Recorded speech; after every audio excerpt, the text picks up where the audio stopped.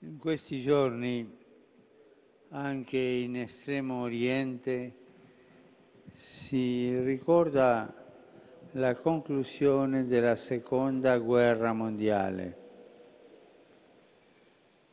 Rinnovo la mia fervida preghiera al Papež Signore Frančišek di je ob koncu tutti današnje avdience ponovno affinché per pozval k miru. intercessione della Kot je Vergine dejal, se v Maria teh dneh tudi na Daljnem vzhodu spominjajo konca druge svetovne vojne. Zagotovil je svojo gorečo molitev v Gospodu, da svet po priprošnji Device Marije ne bi več doživljal grozot in strašljivega trpljenja podobnih tragedij. To je tudi stalno hrepenenje narodov, predvsem tistih, ki so žrtve različnih krvavih konfliktov. Spomnil je na preganjanje manjšinskih skupnosti, preganjanje kristjanov, nespametnost uničevanja, proizvajanje in trgovanje z orožjem, okrvavljenim z nedolžno krvjo mnogih nedolžnih.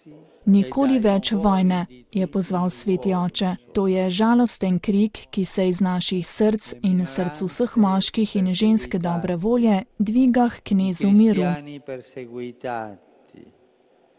La follia della distruzione e poi quelli che fabbricano e trafficano le armi sanguinate,